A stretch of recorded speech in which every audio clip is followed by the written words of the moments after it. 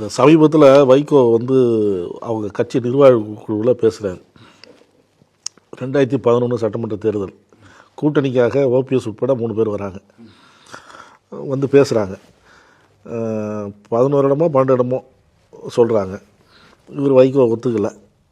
5 மணி வரைக்கும் நான் காத்திருக்கிறேன், போய் விஷயத்தை நீங்கள் கன்வே பண்ணிட்டு வாங்க. யாரோ ஒருத்தர் அம்மாவுக்கு சரியா தகவல் சொல்றாங்க. அதுக்கப்புறம் பின்னால தான் தெரிய வருது 15 இடம் சட்டமன்ற தொகுதியும் ஒரு ராஜ்யசபா சீட்டும் கொடுக்கறதா அம்மா ஜெயலலிதா அம்மா வந்து தயாராக இருந்தாங்க. இவங்க அங்கே போய் வைகோ கூட்டணிக்கு தயாராக இல்லைன்னு சொல்லிட்டாங்க. அப்போ அது யார் மேல் குற்றது? எங்க அம்மா மேல குற்றம் இல்லையா?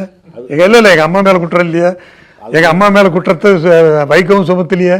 அப்ப யாரும் இடையில இருக்கிறீங்க சொன்னா அது யார் பொறுப்பு?